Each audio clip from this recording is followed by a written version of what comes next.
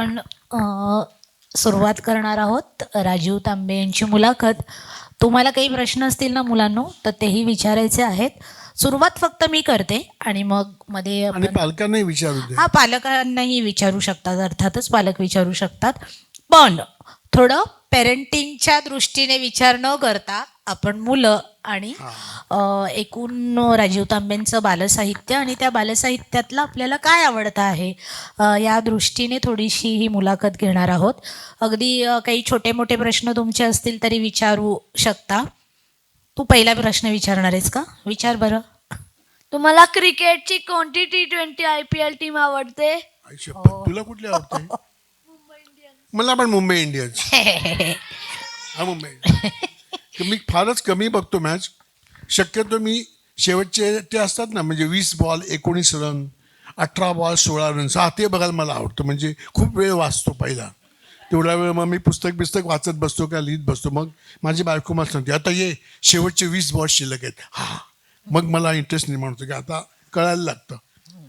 पण Mumbai Indians, yes, फारच छान.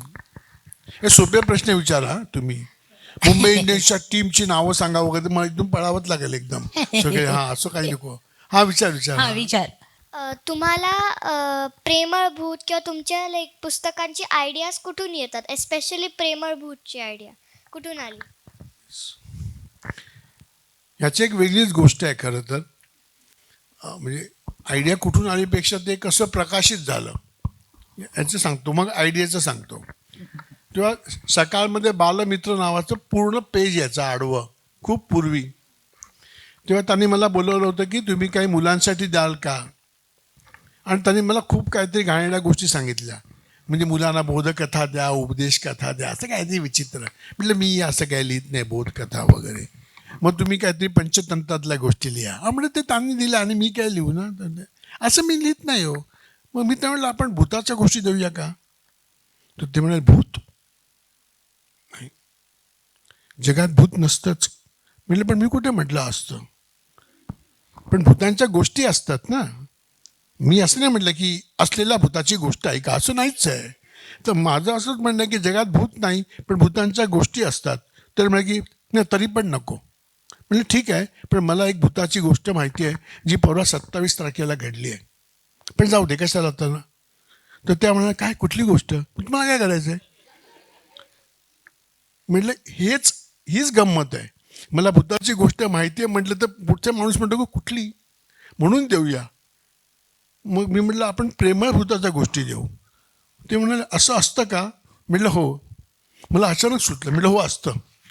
कुठे असतं. म्हटलं सकाळच्या मधल्या पानावर बालमित्र.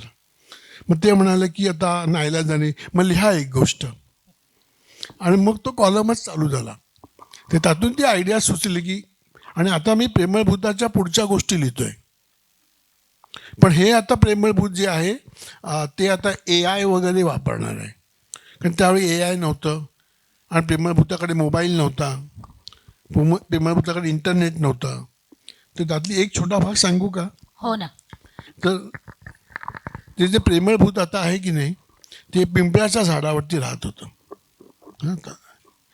तर ते असं म्हणालं आपल्या बाबांना की बाबा मला जाम प्रॉब्लेम होतो इकडं, मी इथे दिसत नाही ना कोणाला, त्याच्यामुळे सगळे पक्षी माझ्या अंगावर हाकतात सकाळी, भयंकर प्रॉब्लेम होतो. आणि मी जर दिसलो ना तर त्यांची पंचायत होते, दुसरीकडे कुठे जाता येत नाही. तर आपण प्लीज हे झाड बदलूया. ते बाजूला बदामाचं झाड आहे ना, दॅट्स गुड, आपण तिथे शिफ्ट होऊया.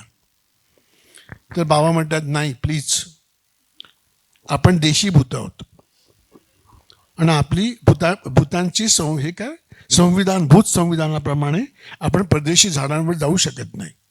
तर बदामाचे झाड आणि निलगिरीचं झाड हे परदेशी आहे, तिथे आपण जाऊ शकत नाही. तर मी तुला दुसरी आयडिया शिकवीन, पण आपल्याला पिंपळावरच राहावं लागेल. अशा आता मी वेगळ्या गोष्टी लिहिणार आहे. आणि आणखी त्यात एक गंमत अशी लिहिली आहे की ते एक जे छोटं प्रेमळभूत असतं दुसरं, त्याचा भाऊ, ते म्हणतं की बाबा आपण दुसऱ्या पिंपळावर राहायला जाऊया ना. त्याला काय इकडे काय प्रॉब्लेम आहे.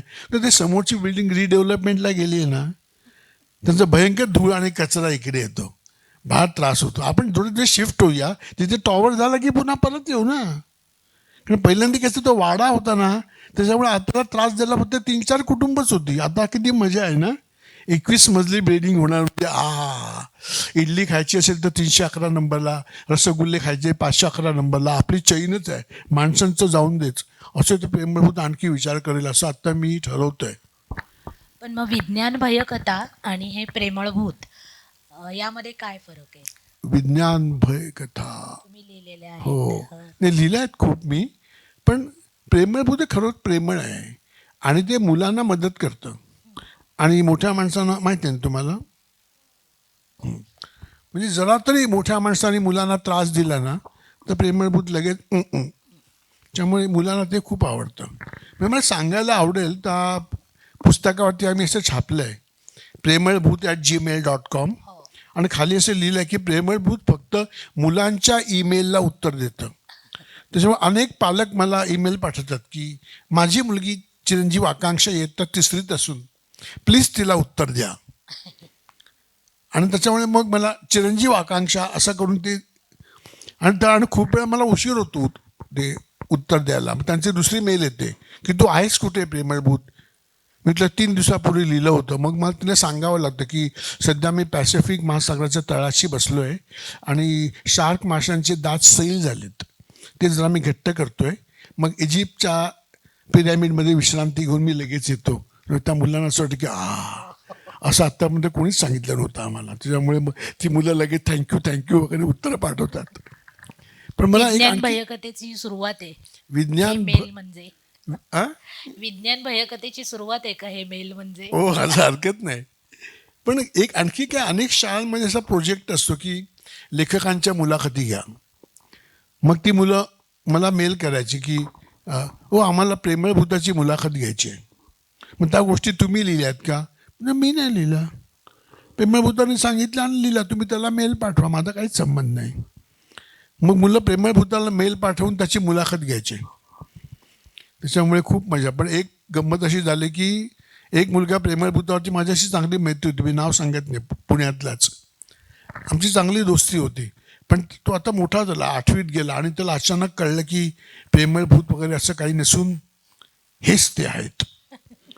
ते एकदाच मला बालगंधर्वमध्ये एकदम धरलं मला इकडे असं, म्हणजे एवढे वर्ष तुम्ही मला फसवलं आहे. म्हटलं मी काय, तुम्ही मला सांगितलं की मी प्रेमळभूत, म्हटलं मी बोललोच नाही आहे, माझ्याकडे पुरावा आहे. म्हणजे हे बघ, तुला जे मेल आलं ते प्रेमळभूत.com म्हणून आलं, माझा काहीच संबंध नाही, माझा ईमेल वेगळा आहे. नाही पण मला माझ्या आईने सांगितलं की तुम्हीच लिहितात म्हणून, मग ते तुझ्या आईला विचार. कशी बशी कॉलर सोडवून घेतली, पण त्याला तो धक्काच सहन होईना की हे एकच आहेत म्हणून. एवढे दिवस तो प्रेमळभूत वेगळे आणि राजीव तांबे वेगळे असं समजत होता. म्हणजे मुलांची खूप मजा असते या वयामध्ये सुद्धा. आणि भयकथांविषयी ते पिशाच्य कथा नाही, पिशाच्य कथा तर तुम्ही मोठ्यांसाठी लिहिल्यात ना. हो. आता एक विज्ञान भयकथा नावाचा तुमचा जो बालविज्ञान भयकथा असा एक संग्रह आलेला आहे. तर माझे काय माहिती असं ते विचार करताना ते असं एक आलं की काय चमत्कार होऊ शकेल. म्हणजे ती एक गावाच्या बाजूला टेकडी आहे आणि भूकंप होतो आणि ती टेकडी कुठेतरी अशी वरती आली, अशी मी एक बातमी वाचली की अमुक ठिकाणी भूकंप झाला आणि जमिनीतून एक मोठी टेकडीच वरती आली, असं कुठेतरी बातमी मी वाचली. तर माझ्या डोक्यामध्ये आलं की ही टेकडी म्हणजेच एक मॅग्नेट असेल तर काय होईल. आणि मग त्या भयकथेला सुरुवात झाली की त्यामुळे काय काय होऊ शकेल, म्हणजे थोडं वैज्ञानिक आणि थोडं काल्पनिक यांचं मिश्रण करून, आणि ते बऱ्यापैकी म्हणजे मुलांना आवडली, त्याला खूप पारितोषिकं वगैरे मिळाली त्याला. राक्षस राज जे आता आलेला आहे, बटाटे वडे आणि हो. ती सिरीज हा, ती तर- त्याबद्दल पण सांगा. म्हणजे खरं म्हणजे मी वयम जे मासिक होते ते आता बंद झालं. तर सुरुवातीपासून मी त्याच्याशी कनेक्टेड होतो, मी त्याचा संपादकीय सल्लागार होतो. त्याच्यामुळे अगदी डे 1 पासून मी त्याच्यात वेगवेगळे कॉलम लिहित होतो. तर त्याच्यात मी हिरण्यकश्यपू आणि प्रल्हाद अशी एक सिरीज लिहिली, ती विज्ञानावरती आधारित होती. म्हणजे हिरण्यकश्यपू प्रल्हादाला असं म्हणतो, तो नारायण नारायण म्हणत असतो आणि तो असं म्हणतो की मी तुला उकळत्या तेलात टाकेन. तर प्रल्हाद म्हणतो की नाही टाका, पण रिफाईंड तेलात नका टाकू. तो म्हणतो का नाही, रिफाईंड तेलामध्ये ते पाम तेल मिक्स असतं, ते गरम झालं तर घाण वाजतं, आय डोंट लाईक, प्लीज. मग तो म्हणतो तुला कुठल्या तेलात टाकू, मग कच्ची घाणी तेलामध्ये, कोल्ड प्रेस. आणि तो म्हणतो, आणि बाबा प्लीज माझं जरा माप पण घ्या, म्हणजे कसं कढई मोठी पाहिजे, असं गरम तेलामध्ये असं आरामात मस्त पडता आलं पाहिजे. असं विचित्र झालं ना तर मग मी काय डीप फ्राय होणार नाही. तर राक्षसाला राग येतो हिरण्यकशिपूला, पण तू भंकस का नको, मी कानपडात मारेन. म्हणजे हे बघा बाबा, मारायची गरज नाही, माप घ्या. मग ते माप घेऊन मोठी कढई आणतात. मग तो वडिलांना सांगतो हिरण्यकशिपूला की तो तेलाचा डबा असतो ना, एका डब्यात 15 लिटर तेल मावतं. 9 डबे आणा, किती लिटर होईल? हिरण्यकशिपू म्हणतो, ते मी हिशोब करू शकत नाही, ते गणित कच्चे आहे, मी सांगतो किती होईल ते. असं करून त्याची भांडाभांडी होते आणि तेल गरम होतं. तेल गरम झाल्यानंतर हिरण्यकशिपू म्हणतो की तेल गरम झालं, मी तुला आत टाकतो. तुला प्रल्हाद म्हणतो की ओ गरम झालं, उकळलंय कुठे? तुम्ही काय बोलले, उकळलं तर टाकणार ना, गरमच झालंय. मग तो राक्षसांना म्हणतो की आणखी झाडं आत टाका.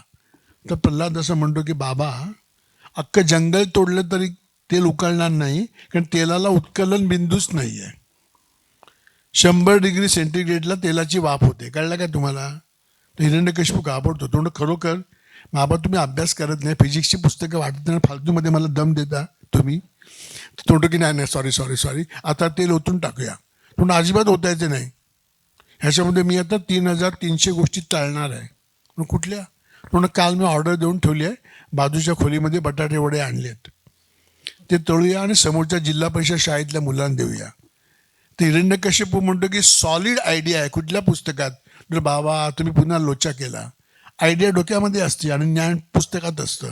आणि हिरण्यकशिपू पळत सुटतो. म्हणजे विज्ञान कथा या स्टाईलने दिल्या तर ते मुलांना खूप आवडतात. मग ती आता माझी 3 पुस्तकं आलीत नवीन.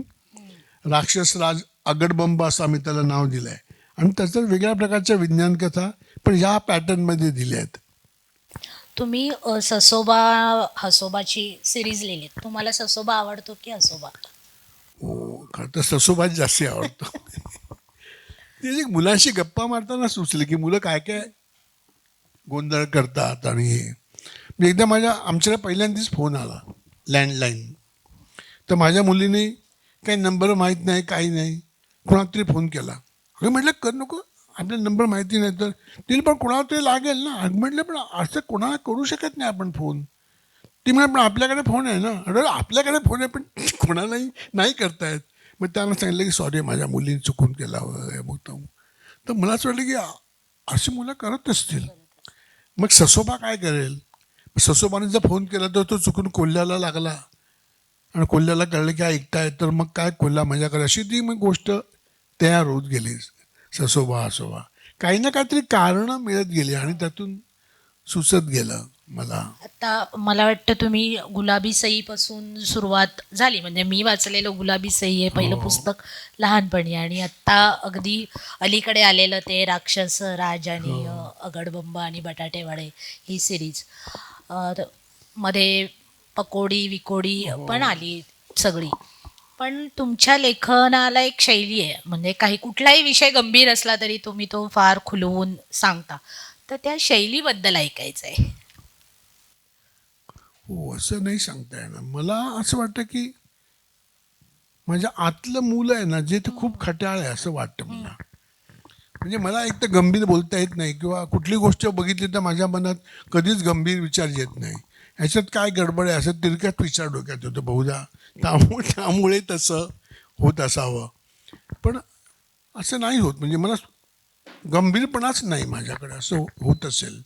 किंवा मी लहानपणी खूप मार खाल्ल्यामुळे तसं झालं असेल, किंवा सगळ्या शिक्षकांनी शिक्षा केल्यामुळे पण असेल. म्हणजे खरं सांगतो, शाळेत आनंदाने गेल्याचं तर माझ्या आयुष्यात एक पण दिवस नाही.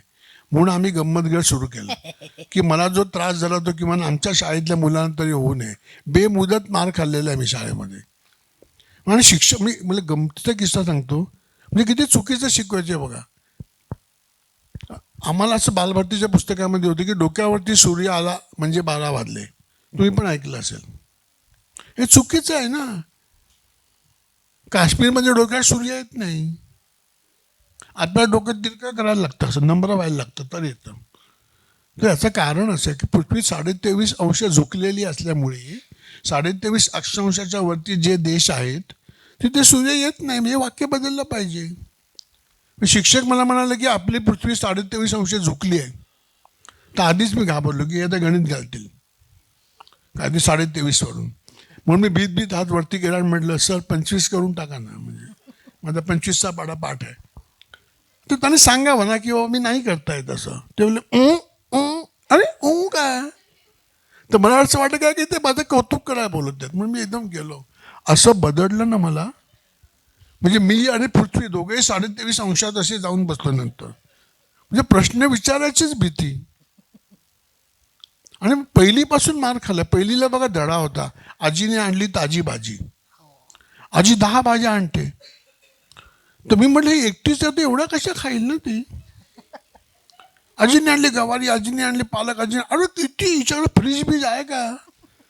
तर मी म्हटलं की एवढ्या कशाला भाजी आणली, तुला काय करायचं. अरे मग सांगा ना, ते खाणार नाही विकणार काय करणार. म्हणजे शिक्षक उत्तर द्यायचं नाही, काय जर तर कोण प्रश्न विचारणार.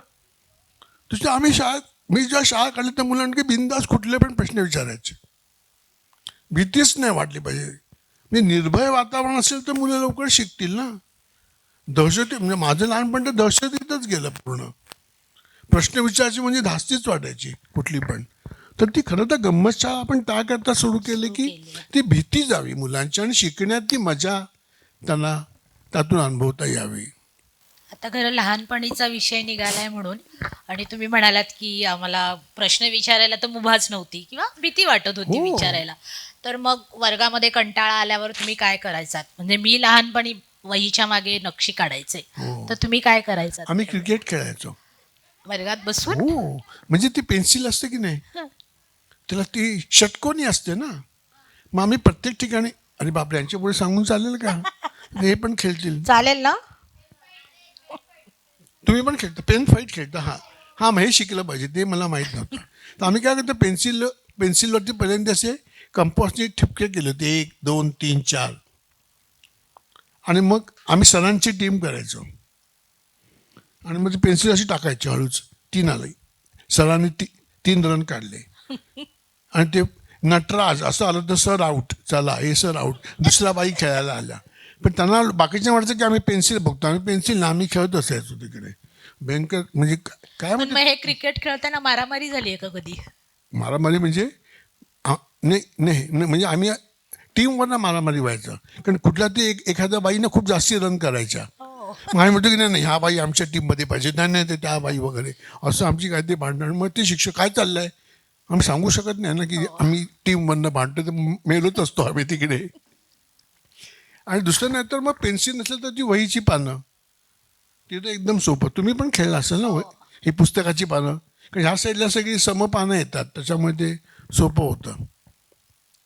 आणि फुल्ली गोळा वगैरे पण खेळत असाल. फुलकी गोळा. हो. म्हणजे मी तर नक्षीच काढायचे हो ना. बसून बसून बसून. म्हणून मला एकदम असं वाटलं की अरे तुम्ही काय करत हो. असाल, म्हणजे एक लेखक काय करत असेल आणि हो, आपल्या शिकण्याच्या काळामध्ये कंटाळा आणि आल्यावर. दुसरी गोष्ट आपल्यावेळी बघ हे पुस्तकं ब्लॅक अँड व्हाईट होती, त्याच्यामुळे आम्ही ती पूर्ण रंगीत करण्याचा ध्यासच घेतलेला होता. कारण ती फाउंटेन पेन असायचं आणि ते कळायचं नाही. एक दिवस बाईनी माझं पुस्तक बघितलं त्यांना कळेच नाही चित्र कोणाचं आहे. कारण शक्यतो राजा असेल त्याला राणी करून टाकलं, राणी असेल तर त्याला काहीतरी माकडाचा आकार वगैरे देणं, असं ते चित्र अशी वेळ काढण्यासाठी बाईने एक सहज माझं पुस्तक बघितलं. हे काय, कोण आहे हा, डार्विन. म्हणजे इतकी उत्क्रांती होईल डार्विनचीच हे त्यांना कल्पनाच नाही. आम्ही एकदम खतरनाक त्या डार्विन, दाढी बिडी मस्त, म्हणजे मजा आली ना लांबपर्यंत त्याची दाढी वाढवायला. त्याच्यामुळे मग पुन्हा ऑलरेडी मार खाणं आलंच त्याच्यानंतर. मग त्याच्यामुळे उत्क्रांतीपूर्व काळात पण मी मार खाल्लेला आहे डार्विनच्या. आता पुढचा प्रश्न जरा नीट ऐका. की आता आम्हाला सगळ्यांनाच विचारलं जायचं लहानपणी, तुम्हालाही विचारत असतील की मोठं होऊन तुम्हाला काय व्हायचंय, विचारतात ना तुम्हाला काय व्हायचंय असं, तेव्हा तुम्ही उत्तर द्यायचात. अगदी लहानपणी म्हणजे मी 3रीत वगैरे असताना आमच्या घरासमोर आग लागली होती आणि ते बंबवाले आले होते, ते घंटा वाजवत. तेव्हा मी ठरवलं की यस, ती मस्त टोपी अशी घालून अख्ख्या मुंबईवर टाळाटाण टाळाटाण टाळाटाण करत घंटा वाजवत फिरत. होणार तर बंबवाला काहीच नाही. वडिलांना भयंकर राग यायचा. आता कधीच नाही वडील म्हणा की बंबवाला व्हायचं का, हो बाळा, असं नाहीच बोलले, बंबवाला. मग तर होणारच. मग ते ह्यांच्या पुढ्यातच घंटा वाजत फिरणार मी, असं म्हणजे माझ्या डोक्यात भयंकर होतं. मग नंतर ते पोलिसांच्या वगैरे गोष्टी वाचल्यानंतर आपण डिटेक्टिव्ह व्हावं वगैरे. आणि जेव्हा मला कळायला लागलं की आपल्याला खूपच मार्क कमी पडत आहेत, तेव्हा आपण काहीच होणार नाही असं पण कळायला लागलं. म्हणजे खरं सांगतो, म्हणजे मला निबंधात तर 4च्या पुढे मार्कच नाही मिळालेले कधीच. म्हणजे मी पुस्तक लिहीन वगैरे ते इम्पॉसिबल. कुणी जर असं भविष्य सांगितलं असतं की तू 100पेक्षा जास्त पुस्तकं लिहिशील, तर मी इथलं मरसं मारलं असतं खोटं बोलल्याबद्दल. तर नाहीच, म्हणजे मी लिहीन हे तर माझा विश्वास नव्हता. ती तर गंमत कधीतरी सांगेन मी नंतर. पण मग तुम्ही डायरी तेव्हापासून लिहित होतात की नंतर लिहायला लागलात डायरी? कारण आम्हाला तर नेहमी सांगतात डायरी लिहा, डायरी लिहा, हो ना? हो, डायरी म्हणजे मी थोडं विजनिंग लिहितो. काही वर्ष झाली मी दर शनिवारी मी पुढच्या ह्या आठवड्यात काय काम करायचं आहे, काय व्हायला पाहिजे आणि आत्ता काय झालं हे सतत मी लिहितो. त्याचा पाठपुरावा, एक स्वयंशिस्त असल्याशिवाय आपण नाही पुढे जाऊ शकत. तर ती आपण आपल्यालाच लावून घेतली पाहिजे. लेखनाची गंमत सांगतो. आम्ही किंवा लोकसत्तेमध्ये आम्ही काय तिथे कविता असतात ना छोट्या मुलांच्या, म्हणजे काय ते यला ट जुळवा टला य जुळवा, एक होता मुळा तो त्याला खोळा वगैरे, एकदम सोपं आहे ना लिहायला. असं काय ते मी आपलं लिहायचं. एक होता पोपटताने काय का आणि त्याला धरून धोपट वगैरे, म्हणजे काय सोबत आहे. आणि ते छापायचे लोकसत्ता. ते एकदा काय राजू नायक होता, तर मी तिथे गप्पा मारायला जायचो लोकसत्तेमध्ये. लता राजे होता, राजू नायक होता, धनंजय कुलकर्णी होता. तो राजू नायक म्हणा, तू असे कविता कशा, तू गोष्ट लिही ना तू. म्हटलं मी शक्यच नाही, मी लिहूच शकत नाही गोष्ट, आयुष्यात नाही. तर तू लिहायलाच पाहिजे. म्हणजे नाही, तू अजिबात तू गोष्ट लिहिणार नाही, तू इथे पाय ठेवायचं नाही. आता पंचायतच झाली. म्हणलं मग बरं, मग मी एक लिहीन गोष्ट. हां बरं लिही तर. म्हणून मी एक गोष्ट लिहिली आणि त्याला दिली आणि आपला जीव सुटला असं समजलो. तर लोकप्रभाचे संपादक हमू मराठे होते, तिथेच ऑफिस होतं. मग मी 2-3 दिवसांनी गेलो. रविवारी गोष्ट प्रकाशित झाली आणि मी मंगळवारी गेलो, तर तो म्हणाला की तुला हमूने भेटायला बोलवलं आहे. मग आता पायाला घामच आला, हातापायाला. मी तेवढे मोठे लेखक बघितले, हमूंचं वाचलं होतं, पण त्यांनी मला कशाला बोलवलं असेल, मला भयंकर भीती वाटली. तर मी म्हटलं माझी तर एकट्याने याची डेअरिंग येत नाही त्यांच्या केबिनमध्ये, तूच घेऊन चल, तू सांगितलं तर वगैरे. तर राजीवनी काय केलं, राजू नायकनी ते त्यांचं केबिन उघडली, मला आत ढकललं आणि तो निघून गेला. अरे बापरे, मला तर बोलताच नाही. मी घामाने भिजलो आणि प्रचंड मला कॉन्फिडन्सच नव्हता. आणि हमू मराठे काम करत होते, त्यांच्यासमोर मी एकदम जाऊन उभा. त्याला काय पाहिजे मला बोलताच नाही, म्हणजे काय पाहिजे मला काही नकोच होतं ना, काही कळेच ना. मग मी भीत असं म्हटलं की मी राजीव तांबे. तर ते म्हणाले हा मग. अरे बापरे, खरोखर बोललेलं काय आणि मला गिराईक केलं काहीच कळे ना मला. मग मी म्हटलं की राजीव नायक असं म्हणाला की तुम्ही भेटायला बोलवलं आहे. हां, ती रविवारची गोष्ट, बस बस बस बस. तुला पाणी हवं आहे का? मी म्हटलं नको. नाही, ते म्हणा की नाही मला असं वाटतं तुला हवं आहे म्हणून. म्हटलं हो मग मला हवं आहे. म्हणजे मला काहीतरी थोडा वेळ काढायचा होता. काय बोलणार हमूंशी. त्याने सांगितलं की तू खूप चांगलं लिहितोस आणि तू ह्या गोष्टींचं पुस्तक लिही आणि 3 पुस्तकं लिही. तर मी उठलं. म्हटलं सर, माझी आयुष्यातली पहिली आणि शेवटची गोष्ट आहे, 3 पुस्तकं हे कदापिच शक्य नाही, कसं लिहिणार मी. तर ते म्हणाले की हे लक्षात ठेवा, खूप इंटरेस्टिंग आहे. म्हणजे हमूंचे प्रचंड उपकार आहेत माझ्यावरती. ते म्हणाले की कधी पण लिहिताना ना अगोदर अनुक्रमणिका लिहिली पाहिजे की पुढच्या गोष्टी काय असतील. ती अनुक्रमणिका पहिली तयार कर, स्वतःला शिस्त लावून घे आणि त्याची 3 पुस्तकं होतील हे मी तुला आत्ताच सांगतो. तू चांगलं लिहितोस. म्हटलं नाही हो सर, असं नका ना बोलू, मी नाहीच लिहित. तो त्याने आवाज चढवला. मला म्हणा तुला काय वाटतं मी इथे येणारा प्रत्येकाला सांगतो का तू चांगलं लिहितो म्हणून? मी काय वेडा म्हणून या खुर्चीत बसलो का? काहीतरी कळतं ना मला. आता मलाही काय बोलता येणार तुम्हाला कळतं की नाही वगैरे. मी तर बोलायच्या कंडिशनमध्येच नव्हतो. तर मी म्हटलं की प्रयत्न करतो. प्रयत्न नाही, लिहायचंच आहे. ट्रस्ट मी, पुढे माझ्या सगळ्या पुस्तकांच्या 3-3च हे आहेत, 3 भागातच आहेत. राक्षसराज पण 3 आहे, गंमत शाळा पण 3 आहे, ससोबाचे पण 3 भाग झाले, 2 खिडक्या पण 3 भाग झाले. ती शिस्तच लागली की पहिल्यांदा अनुक्रमणिका कशी तयार करायची आणि काय लिहायचं. थोडा पुढचा भाग सांगतो गमतीशीर. 10 वर्षानंतर पणजीला साहित्य संमेलन होतं गोव्यातर्फे. तिथे मी आणि हमो स्टेजवरती होतो, हमो मराठे, आणि आम्हा दोघांची मुलाखत तिकडची तरुण मुलं घेणार होती. तर एका तरुण मुलाने असं मला विचारलं की ते हमो मराठ्यांची कशी ओळख करून द्यायची. म्हटलं ती मी करून देईन, तू माझ्या ओळखीचं बघ काय ते, मग तुमची कशी करून देऊ. ते म्हटलं मग ती होईल. आणि मी हमोना म्हटलं की तुम्हाला आठवतं का तुमच्याकडे घाबरलेला मुलगा आला होता आणि तुम्ही त्याची जाम चंपी केलीत आणि तुम्ही त्याला लिहायला सांगितलं. ते म्हणाले हां, मग खूप वर्ष झाले. म्हटलं हो, पण तो मीच आहे तो.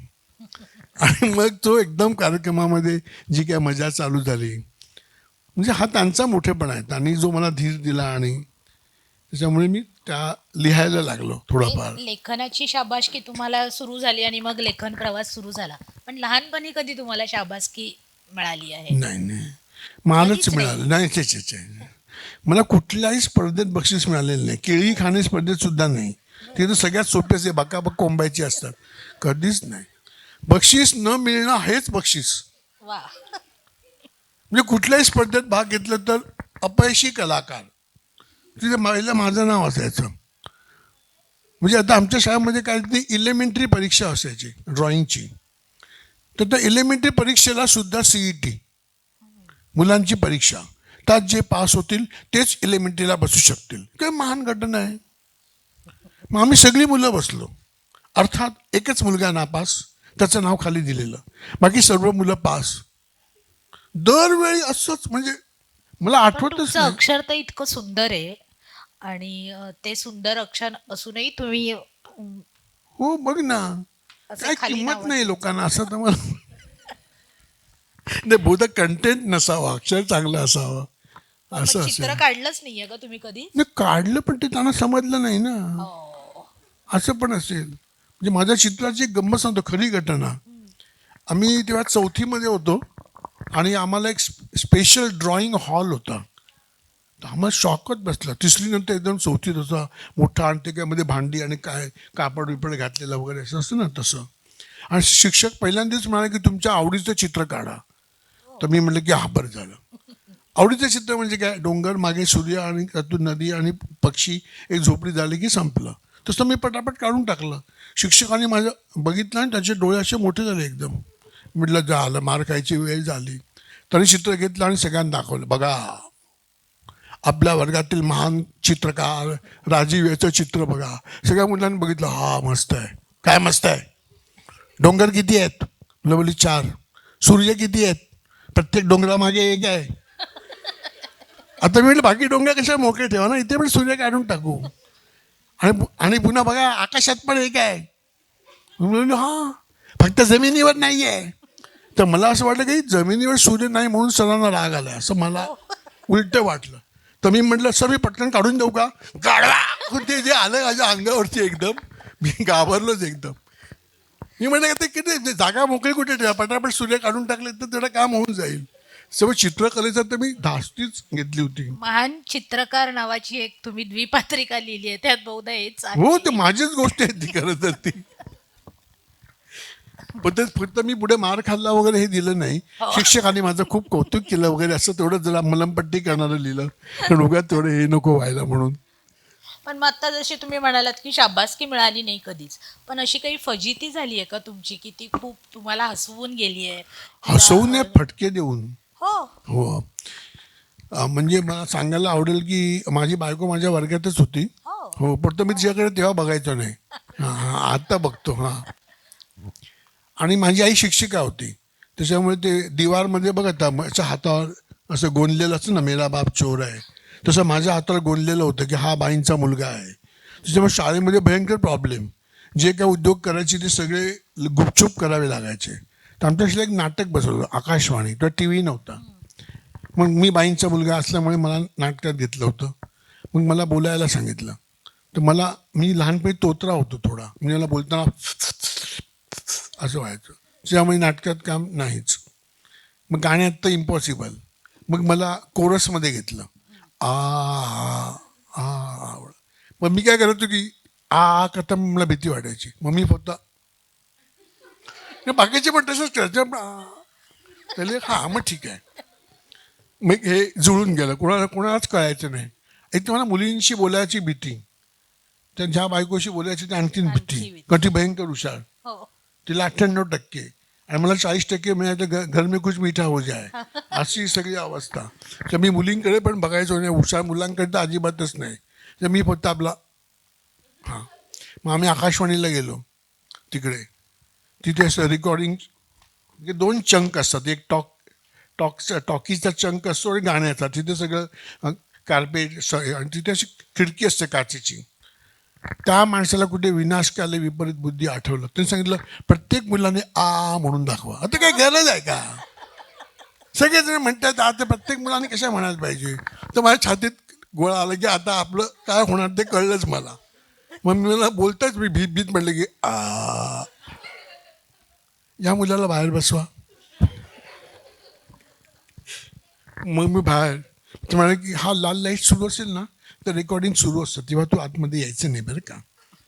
आम्ही तुझं नाव सांगू, हां तू बाहेर बस. मी खाकीच्या पांढरा शर्ट घालून लाल लाईट बघत आता तरी बंद होईल. मग 10 वर्ष झाली. 10 वर्षांनी माझा आकाशवाणीवरती कार्यक्रम होता. तर तेव्हा मी टॉकी म्हणजे जे बोलायचे असतात तिथे स्टूल असतं असं आणि ह्याच्यामध्ये खुर्ची असते पण स्टूल नसतं. तर ते टॉकीचे सगळे चंक म्हणतात, त्या चंक बिझी होते. तर मला प्रोड्युसर म्हणाले की तुम्ही ते म्युझिकच्या ह्याच्यामध्ये केला का चंकमध्ये. म्हणलं मला काही प्रॉब्लेम, मी उभं राहून बोलू शकतो. तर तिथे मी केलं रेकॉर्डिंग. तर केव्हा असं की कागद हातातला असं सोडायचा असतो खाली, मग तो गालीच्या वरती पडतो, कागदाचा आवाज नाही आला पाहिजे. तर ते वंडरफुल झालं. मी गोष्ट वाचून दाखवली तर तो रेकॉर्डिस्ट बोलला फॅन्टास्टिक सर, तुमच्याकडे जी न्याय आहे ना बोलण्याची आणि असं आणि तसं. म्हटलं हो, इथून बाहेर काढलेला मुलगा मी आहे. इथूनच मला तो अजून दिसतोय बाहेर बसलेला लाल लाईट बघणारा. हो सर थापा मार नका. अरे म्हटलं नाही, तेव्हा फोटो काढायची सोय नव्हती म्हणून, पण तो मीच आहे. म्हणजे आपण बदलू शकतो. मला काय म्हणायचं की आपण जर थोडे प्रयत्न केले किंवा काही आपल्याला कोणाला कुठून मदत केली तर आंतरिक प्रेरणेने आपण प्रचंड बदलू शकतो. येस. तुम्ही जी प्राण्यांची पुस्तकं लिहिली आहेत म्हणजे मगरू वगैरे ती सगळी, ती तुम्हाला कशावरून सुचली? हो मस्तच. कशावरून मला सुचतच सारखं, म्हणजे सारखं. आता मी त्याच्या पुढचे भाग लिहिलेत. म्हणजे त्या ज्या गोष्टी आहेत की नाही की त्या डुकरीण आणि डुकरू काय बोलतात, लांडूर आणि मोरू, नागिन आणि नागू, घुबरीण आणि घुबडू, गाढवीण आणि गाढवू, अशा तशा काही गोष्टी आहेत. तर आता मी त्याच्या पुढच्या लिहिल्या आहेत पिल्लू कथा. आता ती येतील. म्हणजे एका गावामध्ये की नाही एक डास आणि त्याची बायको डासी राहत असतात आणि त्यांना 2 जुळ्या मुली असतात, डासुली डुसुली. पण डासुली डुसुलीची तब्येतच सुधारत नाही, तर सारखा गटाराच्या पाण्यात सोंड बुडवत बसायच्या. मग बाबा म्हणाले की आपण यांना चांगल्या डॉक्टरला दाखवूया का. मग आई म्हणाली काही नको, आपण काय ती घरगुती गटारी उपाय करूया. मग ती डासुली डुसुली म्हणते come on let's have fun, आज आपण बाहेर जेवायला जाऊया. मग ते गटारातून बाहेर येतात. तिकडे एक गोरा गोरा माणूस चाललेला असतो. मग आई म्हणते शूट, त्याच्या मानेवर बसा आणि त्याचं रक्त प्या. डुसुली म्हणते शी, ओळख नाही पाळख नाही, अशा माणसाच्या मानेला आपण तोंड लावायचं. It is disgusting, I can't. म्हणतो ओ हा तुझा प्रॉब्लेम आहे. आणि डुसुली म्हणते आई त्याची तब्येत बघ आणि माझी तब्येत बघ, मी 0 फिगर पण नाही, -10 मध्ये आहे आणि तो -110 आहे. एक टिचकी मारली तर मरेन मी, तर नाही त्याचं रक्त पिणार. दुसरा काही ऑप्शन आहे का. तर आई म्हणते अरे वेड्यानो, माणसं आपल्याला घाबरतात म्हणून ते काय ते उद्बत्त्या बिदबत्त्या शोधतात आपल्याला मारायला. आपण काय करतो का. माणसांना काय अक्कल आहे का. जाणपी काय कळत नाही त्यांना, येड्यात जा तुम्ही. त्या दोघी जणी जातात, रक्त पितात. आईला म्हणतात आई सो यम्मी, आतपासून जिकडे सोंड खुपशीन तिथून रक्त काढीन, आय प्रॉमिस. अशी त्या डासुली डुसुलीची गोष्ट आहे. मग त्या डासुली डुसुली मोठ्या होतात. मग डुसुली म्हणते ए तो बघ माणूस आला, चल ना. तर ती म्हणते नको, आज नको, आज गुरुवार आहे. म्हणजे तुझा उपास आहे. अगं माझा नाही, पण ही माणसं उपास करतात गुरुवारी आणि कधी घाणेरडा खातात ते रताळी बिताळी.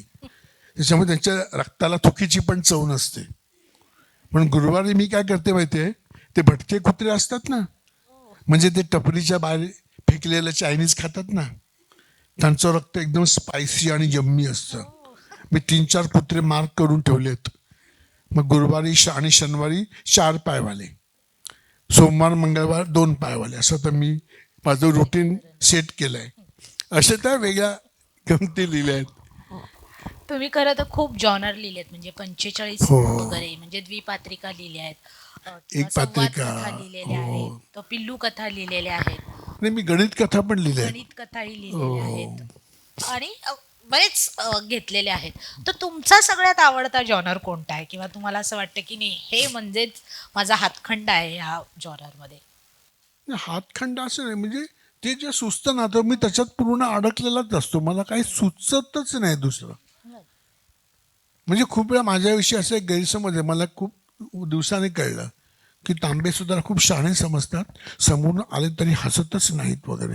पण मी काय डोक्यात प्राणी बिणी घेऊन बघत चाललेला असतो तर मला आलेला माणूस ओळखताच येत नाही पटकन. मग बायको म्हणते ती समोरून आली, लहान नमस्कार. तर मी कुठे तो कुत्रा काय करेल वगैरे असं माझ्या डोक्यात फार पंचायत होते. सतत डोक्यात काहीतरी ते चालूच असतं, त्याच्यामुळे तसं होतं. पण सतत सुचत राहतं असं नाही म्हणता येणार. म्हणजे मला असं वाटतं की हे मुलांना कळायला पाहिजे, ते मुलांना कळायला पाहिजे, ते सांगायला पाहिजे. तर त्याच्यामुळे तो भाग येत राहतो. म्हणजे सध्या आता मी छोटा रावणविषयी लिहितोय गोष्टी. तर माझा जो छोटा रावण आहे ना त्याला 11 तोंड आहेत. तर तो असं आईला म्हणतो की आई पण त्या ओरिजिनल रावणाला 10 तोंड होती ना. तर आई म्हणते अरे तू आता न्यू व्हर्शन अपडेटेड. पण काय माहितीये का, मध्ये 1 तोंड आणि बाजूला 5-5, म्हणजे तुला कसं बॅलन्स जाणार नाही ना चालताना. मग तो म्हणतो आई मग त्या रावणाचा बॅलन्स जायचा का? आणि म्हणते ते नाही मला माहिती, मी काय त्या काळात नव्हते. पण त्यांना 11 तोंडाचा मुलगा झाल्यामुळे त्यांना पूर्ण घरामध्ये सगळं रिकन्स्ट्रक्ट करायला लागतं. कारण त्यांना बाथरूममध्ये 11 बेसिन लावावी लागतात मुलांना तोंड धुवायला. मग आंघोळी करता 11 शॉवर, मग झोपायला त्रिकोणी पलंग, कारण 11 तोंड अशी आणि पाय असा एकच. रोज 11 रुमाल, त्यातले दोघांना शेंबूड येतो, तिघांना अमुक होतं, म्हणजे 11 रुमाल आईला द्यावे लागतात. जाम प्रॉब्लेम काय काय होऊ शकतात 11 तोंड असतील तर. आणि त्यांना जेव्हा 11 तोंडाचा मुलगा होतो तेव्हा ते सगळ्यांना 11 पेढे देतात. 1 पेढा कोणीच घेत नाही. 1 तोंडाचा मुलगा असेल तर 1 पेढा देतात ना. मग 11 तोंड आहेत ती म्हणजे 11 पेढे द्या. असं कसं काय, 11 तोंडाचा मुलगा झालाय तुम्हाला. त्यामुळे काय काय होऊ शकत. येस, मला विचारायचं आहे की तुम्हाला खायला काय आवडतं? म्हणजे काय इथे व्यवस्था आहे का नंतर काही नाही करण्यात येणार. खायला? बस ना. आणि तुम्हाला तुमचं लिहिलेलं कुठलं पुस्तक सर्वात जास्ती आवडतं? हे कठीण प्रश्न कसं काय तुम्ही विचारू शकता. म्हणजे खरं तर सगळीच आवडतात असं नाही सांगता येणार. खायला पाणीपुरी वगैरे जाम आवडते मला. आणि मी कुठे गेलो तर वेगळ्या ठिकाणी टेस्ट करून बघतो. सध्या मला त्या बधाईकडची पाणीपुरी आहे ना, तो म्हणजे मी चाललो असेल तर तो हाक मारतो, म्हणजे जबरदस्ती खावी लागते. कधी म्हणजे पेट भर गया, अरे साहब 2 पुरी तो खाओ. म्हणजे 2 तर काय शक्यच होत नाही, नाही का. पण पाणीपुरी पिऊन पुन्हा खाल्ल्यानंतर पुन्हा ते थोडं पाणी प्यायला, म्हणजे असं कानातून धूर आला पाहिजे असं जरा झम. हां, मग ती पाणीपुरी पुढे गुलमेट वगैरे, भैया बहुत ज़्यादा मिठा डालो वगैरे, म्हणजे आम्हाला तर ढवळतात एकदम अशा मसाला पुरी नाही लोकांसोबत. खात का तुम्ही? त्यानंतर मसाला पुरी नाही खात?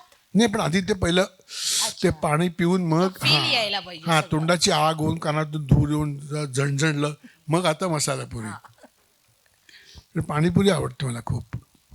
आणि कुठलं पुस्तक असं ये ना तर सगळीच आवडतात. म्हणजे आपण खूप जीव ओतूनच लिहितो त्याच्यामुळे असं होत असेल.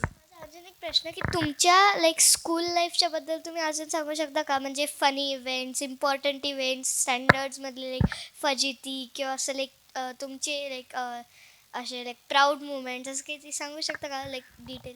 नाही, शेवटचा प्रश्न कठीण आहे. प्राऊड बिऊड तर नाहीच. फनी म्हणजे मी मार खाल्ला आणि इतरांना कशी मजा आली असंच, म्हणजे त्यांच्यासाठी तो फनी असेल, माझ्यासाठी तर दुःखतच.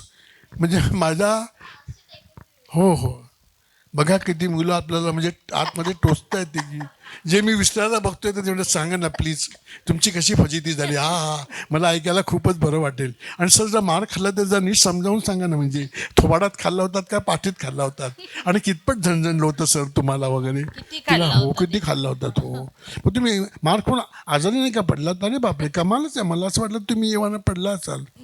पण ना मला असं आठवतं की आमच्या सायन्सच्या पुस्तकात एक वाक्य होतं की टायफॉइड आणि कॉलरा हे साथीचे रोग असून 21 दिवस माणसं आजारी पडतात. तर दर सोमवारी मला असं वाटायचं शाळेत की आपल्या एखाद्या तरी शिक्षकाला टायफॉइड कॉलरा झाला असेल आणि तो 21 दिवस येणार नाही. आहा हा.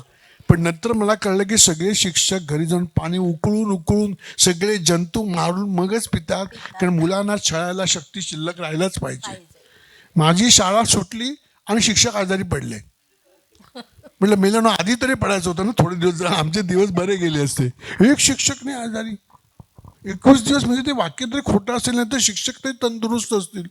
2-3 दिवस तरी आणि काय ते नारू झाला तर अमुक होतो. मी म्हटलं एखाद्या शिक्षकाला नारू बिरू होईल आणि ते किडे बिडे येतील. हा नाहीच, कुणालाच नाही. रोज यायचे. हो रोज यायचे आणि एकदम तब्येत मध्ये. हा आज मी हे शिकवणार आणि तब्येत चांगली वाटते यांची, म्हणजे आपली मेलो आता आज आपण.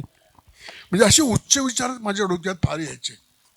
तुम्हाला कधी नाचायची संधी मिळाली का शाळेत हो असताना? मिळालं. नाही शाळेत नाही, आम्ही गिरगावात राहायचो त्याच्यामुळे रस्त्यावरती नाचणं वगैरे, हो, गणपती डान्स. गणपतीला वगैरे आणि मग गरबा. कारण अरुण मुलींना मग काय त्याच्यामुळे तो खूप फायदा असायचा त्यावेळी. तर नाचायचो मी. विचार जनरली आम्ही पण लहान असताना लिहायला आम्हाला फार कंटाळा यायचा. तर तुम्हालाही यायचा का म्हणजे? हो प्रचंड. आणि आज तुम्ही एवढं लिहिलंय त्यामुळे ते जरा आश्चर्य वाटतं. हो नाही मग काय झालं, मी जेव्हा लिहायला लागलो ना, म्हणजे नंतर म्हणजे हबो, राजू नायक आणि बाकी सगळी माणसं, मग मी ग्रंथालयात जायला लागलो, मठामध्ये जायला लागलो आणि तिथून प्रोत्साहन मिळत गेलं. आणि म्हणजे मला कळलं की मी मुलांसाठीच लिहू शकतोय. मग मी बाकी कुठे हुसूस केलीच नाही मोठ्यांसाठी. आत्ता 1-2 पुस्तकं माझी आली, तो एक चमत्कार, त्याच्याकडे जाऊ आपण नंतर. पण मी मुलं, पालक आणि शिक्षक याच्यामध्येच गेली 40 वर्ष काम करतोय. पण आता मी काय करतो की मी मुलांच्या लेखन कौशल्य कार्यशाळा घेतो. म्हणजे माडगुळकरांचं खूप चांगलं वाक्य आहे, व्यंकटेश माडगुळकरांचं. त्यांनी असं म्हणलं की प्रत्येकाकडे सोनं आहे पण दागिने करण्याचा कसब नाही. तर ते कसब टेक्निक शिकवावं. म्हणून मी काय केलं की लेखनासाठी ना भाषेचे खेळ तयार केलेत आणि ते खेळ खेळता खेळता मुलं लिहायला लागतात, गॅरंटेड लिहितात. म्हणजे अशी आम्ही मागच्या वेळी पण इकडे घेतली होती. मोठ्या शिक्षक, बेसिकली मी शिक्षकांच्या जास्ती घेतो या कार्यशाळा, म्हणजे आपण अधिक मुलांपर्यंत पोचू शकतो. ते शिक्षक मुलांच्या घेतील, काही वेळा मुलांच्या घेतो, पण ते एकदा टेक्निक कळलं तर. आणि त्या कार्यशाळेमध्ये मी काय लिहावं ते सांगत नाही, कसं लिहावं याच्यावरती फोकस करतो. काय लिहायचं ते त्यांनी ठरवावं त्याच्या भाषेमध्ये, अशा तऱ्हेने. तुम्ही आत्ता कसे मोठे लेखक आहात, तर मला तर ह्याची खूप इच्छा आहे. तर तुम्ही काही सांगू शकता का कसं लिहितात, म्हणजे स्टोरी वगैरे? तू लिही आणि मला पाठव. नक्की, मग आपण त्याच्या गप्पा मारू. नक्की पाठव. हां, काहीच हरकत नाही. नमस्ते. तिने आत्ता मला विचारताना थोडंसं वेगळं विचारलं होतं. तिला असं म्हणायचं आहे की तुम्ही आता कसे मोठे लेखक झालात, आत्ता तुमच्या मनात जे शाळेत तुमच्या घटना घडल्या तशा आता त्यांना त्या रिझेंबल होत आहेत की आम्ही पण असाच विचार करतो, शिक्षक आजारी पडले तर काय होईल. तर जसं तुम्ही मोठे लेखक झालात तसं मलाही लिहायची इच्छा आहे, पण त्याच्यासाठी मी काय केलं पाहिजे, हा एक तिचा प्रश्न आहे. हो. आणि त्याच्यानंतर माझा एक असा प्रश्न आहे, म्हणजे त्याला जोडूनच आहे. मध्ये मॅडमचं एक ऑनलाईन सेशन मी अटेंड केलं होतं, तर त्याच्यात मुलांनी लिहावं वगैरे ह्याच्यासाठी त्यांनी काही ॲक्टिव्हिटीज आणि हे सांगितलं होतं. तर आजच्या मुलांमध्ये अवांतर वाचन किंवा शब्दसंग्रहाची कमतरता ही खूप जाणवते. म्हणजे मी स्वतः शिक्षकी पेशात असल्यामुळे मला हे फार जास्त मोठ्या प्रमाणात जाणवतं आहे की मुलांचा शब्दसंग्रहच कमी आहे. म्हणजे आत्ता बोलताना सुद्धा तुम्ही 2-4 वापरलेले शब्द तिने मला ह्याचा अर्थ काय, किंवा पॅरलल मला इंग्लिश शब्द त्याला सांगावा लागतो. तर ह्याच्यासाठी मुलांनी काय करावं हे तिला मार्गदर्शन थोडं अपेक्षित आहे. नाही, लिहिण्यासाठी खूप वाचायला पाहिजे. म्हणजे लहानपणी मी खूप कमी खेळलो आहे, कारण मी खूपच जाड होतो आणि आम्ही 4थ्या मजल्यावरती राहायचो. खाली उतरून जाणं वगैरे कठीणच. तर मला वाचनाची आवड होती. मी भरपूर पुस्तकं वाचायचो. आपल्या ठाकूरगावचं मुंबई मराठीचा तिकडनं मी पुस्तकं आणायचो. म्हणजे मी वाचायचो आणि तेव्हा मला माहिती नव्हतं की मी लिहिणार आहे, पण ते कुठेतरी आपल्या डोक्यामध्ये ते जात राहतं. आणि मला असं वाटतं लिहायचं असेल तर लिहावंच, वाटत असेल तर लिहावंच. तिने आम्ही तिच्या कॉन्टॅक्टमध्ये राहीन आणि आणि मी तिला नक्की मदत करीन, पण वाचनातून ते होऊ शकेल. आणि तुम्ही म्हणता तसं की शब्दसंपत्ती वाढवण्यासाठीच आपण भाषेचे खेळ तयार केले, खेळ खेळलो. म्हणजे परवा आम्ही ह्या मुलांचे भाषेचे खेळ घेतले. फादर हा शब्द दिला त्यांना, FATHER. तर मुलाने फादर या शब्दात लपलेले 22 शब्द शोधले. त्यांनी त्यांच्या वहीमध्ये असतील. वातावरण शब्दातले त्यांनी शब्द शोधले. मग याच्यातून मजा येते. म्हणजे आपण काय करतो की शब्द डिसमेंटल करतो, नवीन शब्द असेंबल करतो आणि मग त्याची पुढची स्टेज की त्या शब्दांचा, नवीन शब्दांचा वाक्यात उपयोग करणं. म्हणजे मग मुलांना त्याच्यातून मजा येते. आता काही शब्द असे आहेत की क्रिया एकच आहे पण नाव वेगळं आहे. म्हणजे माझ्या खिशातून पैसे घेऊन सोल पळाला का धावला, तर स्पर्धा कुठली असते, धावायची का पळायची? तर स्पर्धा धावायची असते. म्हणजे धावण्याला दिशा आहे, पळण्याला दिशा नाही. मग याचा अनुभव देणं, याची अनुभूती आली की मग योग्य ठिकाणी योग्य शब्द वापरणं म्हणजे भाषा येणं.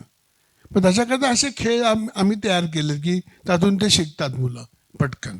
आता खाणे का जेवणे म्हणजे गिळणेच नाही का, जेवतो म्हणजे गिळतो. पण मी जर म्हटलं की माझ्या मुलीचं लग्न आहे, या गिळायला, कोण घेईल? का? जेवणे म्हणजे गिळणेच नाही का? पुढे आम्हाला काय वेळेला काय समजतं, अहो असं काय करतं, शब्दकोशात दिलं आहे तर मग हटतील लोक. का गिळा गिळा असं म्हटलं तर लोक उठायला लागतील. का नेहमी खरे बोलावे, नेहमी नव्हे, शक्यतो. समजा आम्ही असं म्हटलं की आम्ही मुलीच्या लग्नामध्ये आहेर घेणार नाही असं आम्ही म्हटलंय, आणि जेवायला बसलो आम्ही लोकांना म्हटलं घ्या ना, घ्या, फुकटचे गिळायला मिळते, खाऊन घ्या, आम्ही काय आहेर घेणार नाही आहे, खरंच बोलतोय. मागचं ताटे फेकून मारतील. का? नेहमी खरे बोलावे, भलत्या ठिकाणी नाही. त्याच्यामुळे त्या शब्दाच्या मागे संस्कृती काय, त्याच्या मागे अर्थ काय. म्हणजे आता एक 16 वर्षाचा मुलगा आहे, तो काही कामधाम करत नाही, घरामध्ये लोळतोय. तर वडील असं म्हणतील का की 16 वर्षाचा अश्व झालास? नाही, घोडा. घरात लोळतो तो घोडा, अश्व तिकडे युद्धभूमीवर असतो. त्याच्यामुळे घोडा आणि अश्वमधला फरक काय तो मुलांना सांगावा लागतो. कोण त्या शब्दाला एक संस्कृतीमध्ये अर्थ असतो. म्हणजे मुलांशी गप्पा करताना अशा गप्पा केल्या तर मुलांना कळतं की हां हे मजेशीर आहे. त्यातून तो न कळत शिकत जातो. चला शिकूया म्हटलं तर प्रॉब्लेम होतो. तर त्यातून मजा करत गेलं तर मुलं शिकत जातात ॲक्च्युली. यालाच जोडून मी एक प्रश्न विचारते. आमच्याकडे जेव्हा अंकासाठी साहित्य येतं तेव्हा अर्थात मुलांचं साहित्य जेव्हा येतं तेव्हा लिहितात मुलं, त्यांच्या वेगवेगळ्या कल्पना देखील असतात त्यात. पण त्यामध्ये ना बरेचदा काळाचा घोळ झालेला असतो. म्हणजे कथा कधीतरी भूतकाळात सुरू झालेली असते, मग ती वर्तमान काळात येते आणि मग ती भविष्य काळात जाते. तर याबद्दल तुम्ही या मुलांना काय सांगाल? नाही, म्हणजे वाचन वाढवणं आणि खूप सजगपणे वाचणं बेसिकली, किंवा ते लिहिल्यानंतर संपादित करून घेणं.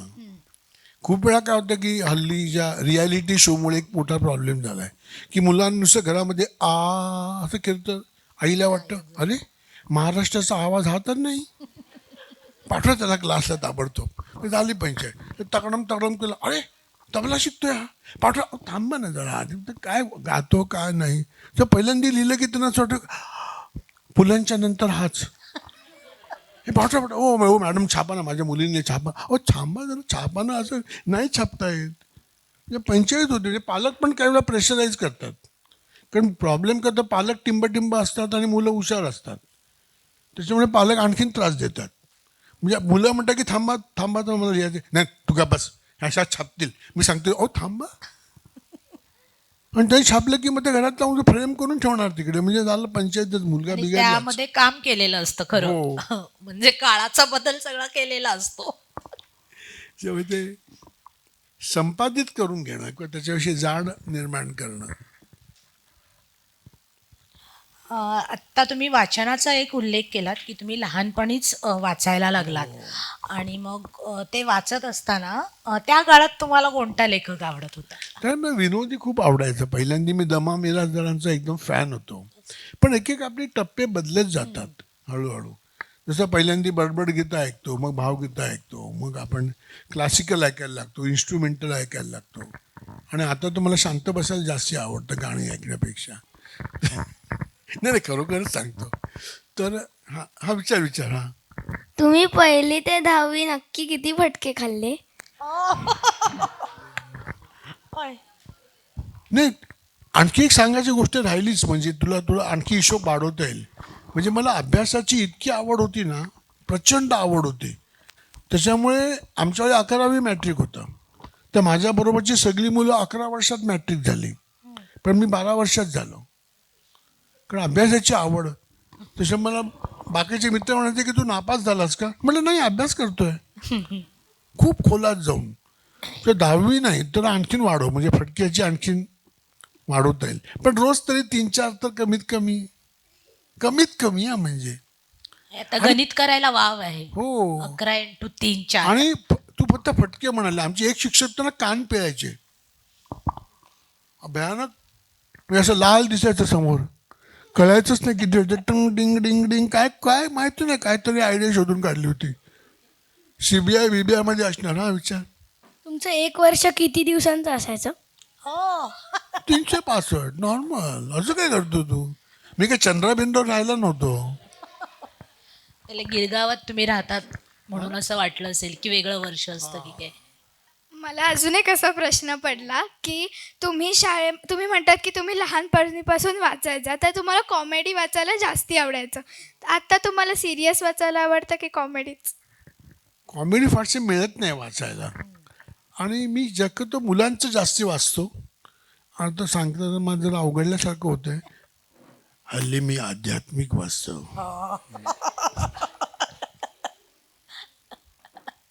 पण बरं वाटतं, म्हणजे थोडं जरा मला स्पिरिच्युअल वाचायला. म्हणजे नाही, स्वामी आपला प्रश्न राहिलाय मगाशी की तुम्ही तुमचा आवडता लेखक कोण हो. होता. तो झाला की आपण तुमचा प्रश्न घेऊ. हो. माझा अजूनही आवडता लेखक आहे की विक्टर द्रागुन्स्की यांचं डेनिसच्या गोष्टी म्हणून पुस्तक आहे. ते डेनिस दे मेनिस नव्हे हा. विक्टर द्रागुन्स्कीचं डेनिसच्या गोष्टी हे पुस्तक आता मराठीमध्ये पण उपलब्ध आहे. मी वाचलं ते रशियन पुस्तक आहे, त्याचा पूर्ण चिंध्या झालेला आमच्याकडे आहे. आणि ते आता ऊर्जा प्रकाशनाने प्रकाशित केलं आहे आणि ते ज्योत्स्ना प्रकाशनमध्ये उपलब्ध आहे. त्यातली एक गोष्ट सांगू काय, तर मला अगदी राहवत नाही. म्हणजे मी सगळ्यांना सांगतो की तशी एक जरी गोष्ट लिहिता आली ना, तर मी खड्डा खणायला घेईन आणि संजीवन समाधी डायरेक्ट वतून विटा लावायलाच घ्यायच्या. एक गोष्ट छान आहे. तो डेनिस घरी येतो आणि वडिलांना सांगतो की बाबा आज मी पोहायच्या स्पर्धेत 3रा आलो, मला काहीतरी बक्षीस द्या. तर बाबा म्हणतात 3रा? पण तुला पोहता येतं? मग त्याचा काय संबंध आहे, मी 3रा आलेलो आहे. बाबा म्हणतात तुला पोहता येतं का? तो म्हणतो बाबा फालतू प्रश्न विचारू नका, मी पोहायच्या स्पर्धेत 3रा आलेलो आहे असं शिक्षकांनी सांगितलेलं आहे, तुम्ही मला बक्षीस द्या. मग ते म्हणतात ओके. किती मुलं होती? किती मुलं असतील? 3. म्हणून विक्टर द्रागुन्स्की मोठे आहेत, कारण ते रशियात राहतात. ते डेनिस म्हणतो 20 मुलं होती. बाबा शॉक. 20 मुलात तू 3रा आलास? तू पुन्हा म्हणतो एकदा सांगून समजत नाही, सांगितलं ना शिक्षकांनी मला सांगितलेलं आहे की तू 3रा आलास. पण त्याला डाऊट येतो काहीतरी लोचा आहे. पण म्हणतो अच्छा काय घडलं नीट सांगा. तर आम्ही 20 मुलांनी सगळे कपडे काढले, पोहायचे कपडे घातले आणि सगळेजण बार धरून उभा राहिलो. मग शिक्षक म्हणाले स्टार्ट. मग वात्स्या पहिला आला, कोस्त्या 2रा आला, आम्ही 18 मुलं तिथेच होतो. मग शिक्षक म्हणाले तुम्ही सगळे 3रे आहात, म्हणजे मी पण 3रा आहेच. धमाल गोष्टी आहेत, धमाल. म्हणजे अक्षरशः आम्ही लोळायचो वाचून त्या हसून धमाल गोष्टी आहेत. तसं विंदांच्या बालकविता आहेत, अप्रतिम विंदांच्या बालकविता आहेत. यस. आहेत. आणि arvindguptatoys.com हे नाव लिहून घ्या का लक्षात ठेवा. arvindguptatoys.com ह्याच्यावरती 3,500 पुस्तकं फ्री डाउनलोड आहे. त्याच्यामध्ये डेनिशच्या गोष्टी आहेत, मराठी आहे, हिंदी आहे, इंग्लिश आहे. मलाही असं एक क्षण वाटलं मगाशी तुम्ही म्हणाल्यावर की तुम्ही ओरिजिनली रशियन नाही मधून नाही वाचलंय. नाही, म्हणजे पूर्वी ते रादुगा प्रकाशन होतं बघा, अनिल हवालदारांनी केलं, मग रशियाचं विघटन झालं. पण माझ्याकडे मराठी आणि इंग्लिश दोन्ही पुस्तकं दोन्ही आहेत. आहेत. हो इथे कोणीतरी विचारणार होतं हा. प्रश्न. सर साधारण बालपण तुमचं असं खडतर गेलं खडतर नाही रे. तर म्हणजे मी फक्त तुकारामाच्या त्या अभंगाच्या विरुद्ध आहे, बालपण देगा देवा. नको तेवढं सोडून बाकी सगळं चालेल. त्या शाळेमध्ये तुम्हाला असे फटके बसणं किंवा सारखा वारंवार अपमान होणं, तर त्यातून मनामध्ये काही तुमच्या द्वेष राग असा निर्माण होत होता का? आणि त्यातून तुम्ही कसा त्यातून बाहेर पडत होता? कारण आजकाल साधारण त्याच्याने अँझायटी, डिप्रेशन या गोष्टी मुलांना होतात असं. नाही म्हणजे मी जे डोंबिवलीला माझी मुलगी पहिलीमध्ये होती आणि तेव्हा आम्ही एक एवढं संपवतो, पहिलीमध्ये होती आणि तेव्हा आम्ही तिला तोत्तोचान पुस्तक वाचून दाखवायचो. माझी मोठी मुलगी तेव्हा 3रीला होती आणि आम्ही तेव्हा असं काय डबल बेड अमुक तो बेडरूम असला प्रकार, आम्ही गाद्या घालायचो आणि तिथे पुस्तक वाचत जाम धमाल करायचो. तर तिथे तोत्तोचान वाचून दाखवत असताना ते अचानक मला म्हणाले की पप्पा आपण शाळा काढूया. तर शाळाविषयी माझ्या डोक्यात तिडीकच होती. म्हणजे शाळा बिया नको, आणि काढूया म्हणजे काय कपाटात ठेवले काय? काढूया म्हणजे काय? शाळा बिया काही नाही. आणि मी तो विषय संपवला तिकडे. तर तिने आगाऊपणा करून आपल्या मैत्रिणीला सांगितलं की तुमच्या आईवडिलांना रविवारी घरी माझ्या वडिलांनी बोलवलं आहे कारण ते शाळा काढणार आहेत. हे मला माहितीच नाही. रविवारी अचानक 3-4 माणसं अशी येऊन बसली, म्हणजे घरात कोण गेलं की येऊन बसतात बघाचे. खूप वाईट झालं नाही का? असे काहीच नाही, हे काहीच बोलत नाही. मी म्हटलं अरे घरात तर सगळी माणसं जिवंत आहे, कसं काय बोलतच नाही. तर मी म्हटलं काय काम होतं? ते भडकले, काय काम? तुम्ही शाळा काढते म्हणून बोलावलं ना. म्हटलं मी नाही शाळा काढते, तुमच्या मुलींनी निरोप दिला. माय गॉड. सईला बोललं, सई तू बोललीस? हां मी नाही का तुला म्हटलं शाळा काढ. म्हटलं हां मग काढूया ना. तिथे माझी आई होती विनाश काले, ती शिक्षिका. तुला हो काढूया की. अरे म्हणजे मला का कोण विचारतच नाही आहे. मग मी म्हटलं की अहो पण मला ते हिशोब काही ठेवता येत नाहीत. म्हणजे मी जर नोटा मोजायला घेतल्या तर प्रत्येक वेळेची संख्या वेगळी येते, तुम्हाला ते काय असं मोजता येत नाही नोटा बिटा. त्यातले एक गृहस्थ बोलले मी CA आहे, मी शाळेचे हिशोब ठेवीन, तुम्ही सुरू करा. अरे मग मला करायची नाही आहे तर नवीनच कटकट मागे लागली. आई म्हणाले मी शिकवीन. मग ते मला सुरू करा ना, या शाळेत काय दम नाही हो, आपण वेगळं काहीतरी करूया. तुमच्या मुलं ते तोत्तोचान. आणि त्या सगळ्यांनी निर्णय घेतला की मी शाळा सुरू करायची. मी घेतलेलाच नाही हा निर्णय. आणि मग मला त्याच्यामध्ये उतरावं लागलं, मग तो अभ्यास करावा लागला आणि मग आम्ही शाळा सुरू केली. मग ती आम्ही तेव्हापासून चालवतो. त्या खूपच मजा, म्हणजे त्याचा मला खूप फायदा झाला. तर शाळेतला एक किस्सा सांगतो फक्त. तेव्हा तुला पहिलीला एक तेव्हा ते किती घाणेरडे उपदेशपर धडे असतात ना, की एक गरिबाकडचा मुलगा असतो, त्याचे कपडे फाटलेले असतात किंवा शिवलेले असतात, पण त्याची तब्येत चांगली असते आणि तो हुशार असतो. श्रीमंताचा मुलगा असतो, तो अशक्त असतो, पण ते दागिने घातलेले असतात आणि त्याची तब्येत काही चांगली नाही अभ्यासात. मग सांगा भाऊ खरा श्रीमंत कोण आहे बरे वगैरे असं खाली असतं ना, तसा काय ते घाणेरडा धडा होता. तर म्हणजे हा धडा काय शिकवायचा ना. पण मी मुलांना असं विचारलं की आपल्या डोंबिवली श्रीमंत कोण आहे सांगा, तर आपण त्यांना घेऊन येऊ आणि त्यांना विचारू की तुम्ही श्रीमंत कसे आले, आम्हाला पण व्हायचं आहे. तर ते बोलले हा ही आयडिया सॉलिड आहे. मग मुलांनी सांगितलं की तो भाजी बाजारात कॉर्नरला ते लिंबू मिरची विकायला बसतो ना माणूस, तो सॉलिड श्रीमंत आहे. म्हटलं कशावरून? मग त्याच्या गोंडपाटाच्या खाली नाही एवढी चिल्लर असते आणि खिशामध्ये एवढ्या नोटा. आम्ही स्वतः बघितलंय, सगळ्या ठिकाणी फिरलो तर त्याच्याकडे एवढ्या नोटा. आता तुम्हाला माहिती आहे की अंबानी श्रीमंत आहे, पण अंबानीचे पैसे बघितले कोणी नाही. अंबानी नोटा कुठे ठेवतात बघितलं, आम्हाला काय माहिती नाही कुठे ठेवतात. मग आम्ही त्या भाजीवाल्यांना विचारलं की आमच्या शाळेमध्ये तुम्ही प्रमुख पाहुणे म्हणून याल का? त्याच्या खानदानमध्ये कोण गेलेलं नाही आतापर्यंत. ते एकदम नीळ घातलेला लेंगा छप्पा घालून एकदा आले प्रमुख पाहुणे. तर शाळा म्हणजे हजारो मुलं बसली आहेत, तिकडे यायचं आहे. म्हणलं ते येताना तुमचं ते मिरच्या कोथिंबीर काय ते आहे ना, लिंबू बिंबू तराजू ते पण घेऊन या.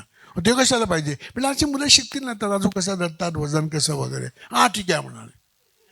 आले तर वर्गात आमचे 20च मुलं. काय 20 मुलं? म्हणून आमची शाळा लहान आहे. मग मी म्हणलं तुम्हाला का बोलवलं माहिती आहे का? तुम्ही डोंबिवलीमध्ये सगळ्यात श्रीमंत गृहस्थ आहे म्हणून तुम्हाला बोलवलेलं आहे. ते तापलं एकदम माझ्यावरती. तुम्ही काय मला टिंगल करायला बोलवलं का? म्हणले बघा असं माझं म्हणणं नाही, या मुलांचं म्हणणं आहे. तुम्ही श्रीमंत नसेल तर नाही म्हणून सांगा, कार्यक्रम संपला. सगळी मुलं बोलले हो काका तुम्ही श्रीमंत आहे, तुमच्याकडे एवढे पैसे आहेत, तुम्ही इथे नोटा ठेवतात. आणि अचानक तो माणूस ट्रान्सफॉर्म झाला. तो म्हणाला की हो मी आहे श्रीमंत. का मी पहाटे 4ला उठतो, कल्याणला जातो, हे सगळं सामान आणतो, मी तुळशीची माळ घातलेली आहे, मला कुठलं व्यसन नाही, मी रात्री भजन करतो, अमुक करतो, मी श्रीमंतच आहे. तो साक्षात्कार झाला. आणि तो श्रीमंत असल्यामुळे त्याने सगळे लिंब आणि जी काय कोथिंबीर आमच्या मुलांना वाटून टाकली. तो श्रीमंतच नव्हता. आता श्रीमंत माणूस कसं शिल्लक ठेवेल ना. मग मुलांनी तराजू बिराजू वगैरे खेळले आणि तो एकदम माझ्या पाया पडायला लागत होता. म्हणलं काय हो माझ्या, त्यामुळे आज मला कळलं मी श्रीमंत आहे तुमच्या शाळेमुळे. म्हणजे मुलं शिकली की नाही माहिती नाही, पण तो तरी शिकला. मग आम्ही ठरवलं की महिन्यातून 3 शनिवारमध्ये एक माणूस कोणतरी बोलवायचा. मग एकदा मी पोलीस ऑफिसरना बोलवलं होतं की ते काय शिकतात, चोर कसा पकडतात. पण एका आगाऊ पालकाने मुलांना असं सांगितलं की पोलीस इन्स्पेक्टर पैसे खातात. तर त्यांनी विचारलं पोलीस इन्स्पेक्टरला, हो काका तुम्ही पैसे खाता का? म्हटलं माय गॉड आता काय होणार बघूया. त्यातलं कोणी सांगितलं? माझे बाबा म्हणाले ठीक आहे तसं उद्या चौकीत या. आवाज बंद. म्हणजे कुठले प्रश्न विचारावेत तर ते विचार. त्यांनी विचारलं होतं की भावनांचं व्यवस्थापन मुलांना शालेय वयामध्ये जे अनुभव येतात, दुःख येतं, अपमान येतो, तर त्या भावनांचं व्यवस्थापन तुम्ही कसं केलं होतं तुमच्या काळात? ओके. तुम्हाला लिहिण्या वाचण्यात आवड कशी निर्माण झाली? सांग. बोर्नविटा पिऊन वगैरे असेल असं वाटतं मला. मला आवड होती पहिल्यापासून होती. भावनांचं व्यवस्थापन म्हणजे त्यातून बाहेर पडलो. मला असं वाटतं की ही जी शाळा सुरू केली ती त्यासाठीच केली की मला जो त्रास झाला ना तो ह्या मुलांना होऊ नये. मला जे मिळालं नाही, जी मज्जा करता आली नाही ती शाळेमध्ये, त्याच्यामुळे मग ह्या मुलांचं शिकणं आनंददायी कसं होईल. म्हणजे बेसिक मी शिकलेलं नाही, मी कॉलेजलाच गेलेलं नाही, माझी लाईनच वेगळी आहे. मी बॉम्बे पोर्ट ट्रस्टमध्ये इलेक्ट्रिकल सुपरवायझर होतो, संबंधच नाही शिक्षणाची. पण संधी मिळत गेली. म्हणजे मी जे आमच्या शाळेत प्रयोग केले ते मी महाराष्ट्र टाइम्सला लिहिले. ते वाचून युनिसेफची लोक माझ्याकडे आली आणि ते मला तरी सांगितलं की एके ठिकाणी शिक्षकांचं ट्रेनिंग आहे, तिथे भाषण करा. तोपर्यंत मी आयुष्यात भाषणच केलेलं नाही. ते भाषण मी केलं तर तिथे श्रीकांत देशपांडे नावाचे रायगडचे CEO होते. CEO म्हणजे काय तेच मला माहीत नव्हतं, मी पोर्ट ट्रस्टचा माणूस. तर ते म्हणाले की आमच्या जिल्ह्यातल्या आमच्या तालुक्यामध्ये तुम्ही ट्रेनिंग घ्याल का शिक्षकांचं? मग तुम्ही कोण? तर मी CEO. म्हणजे CEO म्हणजे काय? तर त्यांना वाटलं की मी बंकच करतोय. मग ते म्हणाले यांना सांगा मी कोण आहे. तर माणूस म्हणते पिवळ्या दिव्याची गाडी या साहेबांची आहे. मग ते मला घरी घेऊन गेले आणि मग मी पूर्ण रायगड जिल्ह्यातल्या शिक्षकांचं ट्रेनिंग, काय संबंध आहे असं वाढत गेलं एक एक. मग त्या ट्रेनिंगला एक बालभारतीच्या शिक्षक कमिटीवरचे आले होते. म्हणजे अरे वा कुठल्या शाळेत आहेत तुम्ही? ते बालभारतीच्या कमिटीवरती या ना. म्हणजे असं एक एक होत गेलं, संधी मिळत गेली, वाढत गेलं अशा तऱ्हेने. कारण त्यामुळे मी विसरूनच गेलोय म्हणजे लहानपण या गोष्टी. तुम्ही आता आपण मगापासून बालसाहित्य, तुम्ही लिहिलेलं लेखन याबद्दल बोलतोय, पण तुम्हाला असं वाटतं का की या बालसाहित्याचा मुलांच्या मनावर सकारात्मक परिणाम होतो किंवा तसे काही तुम्हाला प्रतिक्रिया आल्या आहेत का? एक वेगळ्या प्रकारची प्रतिक्रिया आली. माझं गंमत शाळा म्हणून पुस्तक आहे, ते नाव नाही सांगत मी. का गुजराती बाईचा मला फोन आला, 70 वर्षाची आहे. ती म्हणाली की तुमचे खूप उपकार आहेत माझ्यावरती. हो म्हटलं काय मुद्दा, कशाबद्दल? ते म्हणाले की नाही त्या गंमत शाळेमध्ये असं आहे की आजी आजोबा आणि नातू, तर ते आजी जरा चंट आहे आणि ते सारखे विज्ञानाचे प्रयोग करतात आणि विज्ञान समजावून देतात. तर ते म्हणे की माझा मुलगा आजारी होता, तर मला असं वाटलं की ती गंमत शाळेतली आजी आहे ना ती मीच आहे, आणि त्यांनी मला खूप रिलीफ मिळाला आणि मुलांशी कसं वागावं, कशा तऱ्हेने सांगावं हे कळलं, तर तुमचे उपकार आहे वगैरे वगैरे. पण असे काही किंवा 2 खिडक्या म्हणून जे माझं पुस्तक आहे, तो मी लोकमतला कॉलम लिहित होतो. 2 खिडक्या म्हणजे एका खिडकीमध्ये जनरली घरात काय प्रसंग घडतो आणि दुसऱ्या खिडकीत तो कसा घडायला पाहिजे, तोच प्रसंग, तीच पात्र. तर मला इतक्या मेल यायच्या की सर तुमचं सगळं खरं आहे, पण आम्ही 2 खिडक्यापर्यंत जाऊ शकत नाही, आम्ही 1.25 खिडकी 1.5 खिडकीपर्यंत जाऊ शकतो. पण हे तुम्ही सांगता ते बरोबर आहे, पण मला तेवढा पेशन्स नाहीच हो सर वगैरे असं. म्हणजे त्याच्यामुळे खूप कुटुंब जोडली गेली माझी महाराष्ट्रात, छोटीशी बात किंवा 2 खिडक्या गंमत घरामुळे. हां, तुमची अशी फटके मारणारी शाळा कुठली होती? म्हणजे शाळेचं नाव काय होतं? आमच्या शाळेचं होतं DGT हायस्कूल. म्हणजे पूर्वी आम्ही सगळे मार खायचो, शिक्षक मारायचे, आता मारत नाहीत. परंपराच होती ती. हां, मुलांना घाबरून मारत नाहीत आता. पण तेव्हा आम्ही शिक्षकांना घाबरायचो. तुमचं खरं पेन हा एक खूप आवडता हो. असा विषय आहे, तर त्याबद्दल काय सांगाल? मी फाउंटन पेननी लिहितो आणि मला प्रचंड क्रेज आहे. म्हणजे व्यसन कुठलं आहे असं म्हटलं तर 2 गोष्टींचं व्यसन आहे मला. एक तर फाउंटन पेन. आता म्हणजे मी कसं बसं मनाला आवर घातलं आहे की आता फाउंटन पेन घ्यायची नाहीत म्हणून, कारण आता माझ्याकडे जवळजवळ 80 झाली पेनं. तर आता मला असं वाटतं की आता फार झालं आता. तिकीट वगैरे गोळा करायची जशी मुलांना हो छंद असतात, तशी. तसे पण मी fountain खूप pen. त्याची काळजी घेतो, नेहमी धुतो, बदलत राहतो सतत. आज ह्या पेन, मला असं आतून इंट्युशन होतं की नाही आता हे पेन घेतलं पाहिजे, आता वॉटरमन नको, आता शिफर नको, आता मॉबलँक नको, आता लॅमी, असं अगदी म्हणजे सतत बदलत असतो, वेगवेगळी कॉम्बिनेशन. पण मला तसं आहे. आणि दुसरं चांगले शर्ट बीट किंवा परफ्यूम असा प्रचंड आकर्षण आहे या गोष्टीचं मला. वा. पण पेनाने लिहिणारी जी काय मजा आहे ना, तर ती विशेषतः मुलांसाठी. लाईनच्या डायरीमध्ये हो, लिहिता. ती खूप मी सराव केला की आपल्याला सरळ ओळीमध्ये लिहिता आलं पाहिजे. आणि विशेषतः मुलांसाठी जे लिहायचं आहे ना, ते मी अगोदर लिहून काढतो पेनने. हाताने. मोठ्यांसाठी असतात कॉलम, ते मी पटापट टाईप करू शकतो, त्याला काही फार वेळ नाही जात. शिक्षकांसाठी लिहायचं आहे, पालकांसाठी लिहायचं आहे, तर ते मी आधी पेननी नाही लिहित. पण मुलांसाठी लिहिताना ते म्हणजे लिहिण्याची पण मजा आली पाहिजे. आणि पुन्हा पुन्हा बदलायचं असेल तर ते करता येतं. मी शाई पण वेगवेगळ्या वापरतो, म्हणजे हिरवी शाई, टर्कवाईज शाई किंवा ब्राऊन शाई, पर्पल, टेंडर पर्पल वगैरे असे म्हणजे आवडीचे कलर आहेत वा. त्याप्रमाणे. तुमच्या पुस्तकाचे किंवा रॅन्डमली तुम्ही ऑथर आहात म्हणून विचारते, पुस्तकाचे इलिस्ट्रेशन्स कसे करतात? कारण की माझ्या स्वतःचं पुस्तक लिहायचं आहे, कोणत्या दुसरे पिक्चर्स घेऊन नाही, माझं स्वतःचं पुस्तक लिहायचं आहे आणि त्याच्यामध्ये इलिस्ट्रेशन्स माझे स्वतःचे करायचे आहेत. तर ते मी कसे करू without hiring a professional Illustrator and anything? 2 प्रकार असतात. सुदैवाने हे चित्रकार माझे मित्र आहेत खूपसे, त्याच्यामुळे आमची इंटरॅक्शन होते की कसं करता येईल, काय करता येईल. पण चित्रकाराला आपण स्वातंत्र्य दिलं पाहिजे. तर चित्राच्या बाबतीत पहिला नियम असा आहे की लेखकाने जे लिहिलं आहे त्याचं चित्र नाही काढायचं आहे, ते त्याने शब्दात सांगितलंच आहे. तर ते लेखकाने शब्दात लिहिलं आहे, ते चित्रकाराने चित्राच्या भाषेत मांडायचं आहे, ज्यामुळे जे लिहिलं आहे तो आशय 1 पाऊल पुढे जाईल.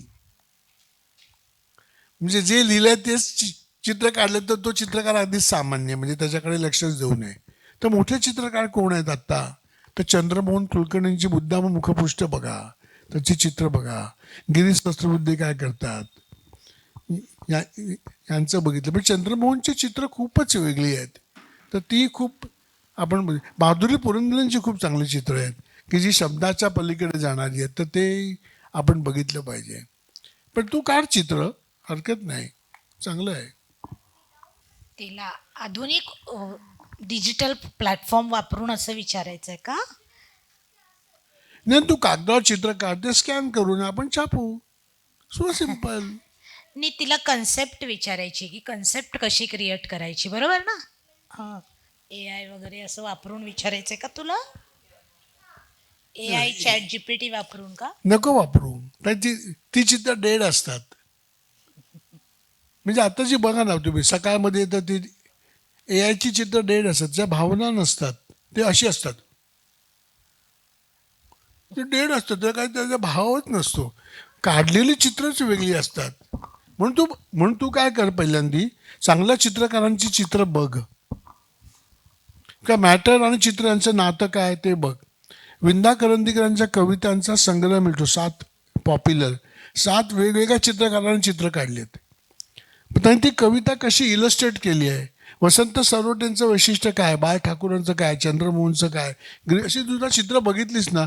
ज्योत्स्ना प्रकाशांची चित्रांची पुस्तक आहेत बघा. मिलिंद मुळीकांचे चित्र, की ज्योत्स्ना प्रकाशन साईटला भेट दे, तिथे तो चित्र कसं काढतो ते बघायला मिळतं. म्हणजे ऑइल पेननी चित्र काढणं आणि जलरंगात चित्र काढण्यात फरक काय. तर ऑइल पेंट हा लावला जातो, लक्षात घ्या. आणि जलरंगामध्ये असं म्हणतात, म्हणजे म्हणतो आपण की तो रंग सोडतो पाणी करून. जलरंगात जर चित्र चुकलं वॉटर कलरला, ते रिपेअर नाही करता येत. That is final. नाटकासारखं आहे, नो रिटेक. ऑइल पेंटमध्ये जर मी चुकीचा रंग दिला तर मी त्याच्यावरती दुसरा रंग लावू शकतो, किंवा तो खरवडून टर्पेंटांनी काढू शकतो. Retake is possible. म्हणून वॉटर कलरचे चित्र कठीण आहेत. तर ज्योत्स्ना प्रकाशांच्या साईटवर जा आणि मिलिंद मुळीक वॉटर कलरची चित्र कशी काढतात, रंग कसा सोडतात, ते अप्रतिमपणे दाखवलं आहे. मग त्यांची पुस्तकं बघ. मिलिंद तर इथेच पुण्यात राहतो, त्यांना भेटता पण येईल. पण गंमत शाळेत एकदा कार्यक्रम करूया, एखादा चित्राचा डेमोचा कार्यक्रम आपण करूया, नक्कीच करूया आपण. खरं तर आपण साधारण 1.5 तास गप्पा मारतोय आणि लोकांना छळतोय. हो. थांबूयात. लोकांना छळतोय असंही डिक्लेअर करूया. पण आपण आहे ना, तुम्ही एखादी कविता सादर करून या मुलाखतीचा समारोप करूया. हो, 2 करतो. चालेल. विंदांच्या 2 खूप छान कविता आहेत. म्हणजे विंदाला माझं खूप कौतुक ह्याच्यासाठी वाटायचं की विंदा असं म्हणायचं की बघा, हा फक्त माझ्याच कविता वाचतो, ह्याच्या वयात मी माझ्या वाचतो, हा लोकांच्या वाचतो. तर मी सांगायचं, अहो मी कविता करत नाही म्हणून वाचतो ना. पण ते काही त्यांना पटायचं नाही. पण ते त्यांच्या ज्या बालकविता आहेत ना, त्या प्रत्येकामध्ये 2 स्तर आहेत. एक त्यातली आपण मी सांगतो की, खुर्ची म्हणाली अरेश तुला, केव्हा येणार चालायला तुला. खुर्ची म्हणाली अरेश तुला, केव्हा येणार चालायला तुला. स्टूल म्हणाले त्याच वेळी, जेव्हा हाताने वाजवशील टाळी. हे ऐकून पंखा हसला. ह्यातली गंमत अशी आहे, ही कविता मुलांना आवडते, त्यांनी म्हणून दाखवली. खुर्चीला पाय आहेत, पण ती स्वतः चालत नाही, ती काड्या घालायचं काम करते. ती काय विचारतेस तुला, तू कधी चालणार, तुम्ही काय काम करणार. अरे मेला तू कर ना आधी. स्टूल काय म्हणतं, जेव्हा हाताने वाजवशील टाळी. म्हणजे आधी मला पहिल्यांदा मंडळाचा अध्यक्ष करा किंवा कार्यकारिणीवरती घ्या, तर मला काम करणं शक्य आहे. माझ्याकडे टाळी वाजवा, नाही तर मी काम नाही करणार. हे पाहून पंखा हसला, पाय नसून फिरत बसला. म्हणजे म्हणजे खुर्ची आणि स्टूल हे नेहमी एकाच पातळीवरती असतात. जे पाय नसूनही फिरतात त्यांची पातळीवरती असते, म्हणून पंखा वर आहे. तुम्हाला आयुष्यात खुर्ची व्हायचं आहे का स्टूल व्हायचं आहे का पंखा व्हायचा आहे, हे प्रत्येकाने ठरवावं. खूपच छान. म्हणजे मुलांना मुलांची वाटणारी आणि मोठ्यांना मोठ्यांची वाटणारी. माझं खरंच भाग्य की मी विंदांच्या सोबत विंदांच्या कवितांवरती कार्यक्रम केलेत आणि त्यातल्या गोष्टी उलगडून दाखवा. एखादा कधीतरी आपण असं करूया, एक अर्धा तासाचा कार्यक्रम की विंदांच्या बालकवितांमधला दुसरा स्तर काय. आणि मला खूप आवडणारी एक विंदांची कविता ऐकवतो की, that transform my life rather. त्याच्यामध्ये एक आत्या आहे, एक काकू आहे आणि एक मावशी आहे. मी कविता म्हणतो, तुम्हाला कोण आवडतं तुम्ही सांगा. तुम्हाला का आवडतं ते मी सांगेन. कविता 19 शब्दांची कविता आहे, अफलातूनच कविता आहे. कविता अशी आहे, सोलापूरहून येते काकू माझ्यासाठी आणते चाकू. सोलापूरहून येते काकू माझ्यासाठी आणते चाकू, कोल्हापूरहून येते आते माझ्यासाठी आणते पत्ते. सोलापूरहून येते काकू माझ्यासाठी आणते चाकू, सोलापूरहून येते आते माझ्यासाठी आणते पत्ते. राजापूरहून मावशी येते आणि माझा पापा घेते. राजापूरहून मावशी येते आणि माझा पापा घेते. कोण आवडतं आपल्याला? आपल्याला मावशी आवडते. प्रत्येक जण काहीतरी घेऊन येतो.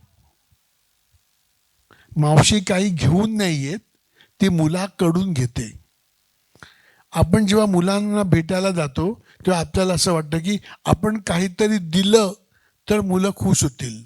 नाही, काकू चाकू देते आणि आपल्या कामाला जाते. आते पत्ते देते, मुलाशी बोलत नाही. मावशी जवळ घेते, त्याचा पापा घेते, चौकशी करते. आपण मुलांची काकू होणार, आत्या होणार का मावशी होणार हे आपण ठरवलं पाहिजे. मुलगा भेटल्यानंतर त्याला आपण देणारे नाही, तर आपण मुलांकडून घेणारे व्हायला पाहिजे. हा संदेश मला या कवितेतून मिळतो. म्हणून नेहमी मुलांना जवळ घेतलं पाहिजे, त्यांच्याशी बोललं पाहिजे, त्यांचं ऐकून घेतलं पाहिजे. तर मुलांना आपण अधिक आवडू, देणाऱ्यापेक्षा घेणारे होण्याचा प्रयत्न करू. थँक्यू. नक्की. खरं तर हे घेणारे होऊया असा संदेश त्यांच्या सगळ्या साहित्यातूनही मिळत असतो. कुठलंही साहित्य काढून वाचलं की हा प्रत्यय येतोच. तर त्यांचं, राजीव तांबे यांचं समग्र साहित्य आपण वाचू या निमित्ताने. आणि इथे आज छान मुलाखत त्यांनी दिली त्याबद्दल त्यांचे आभार.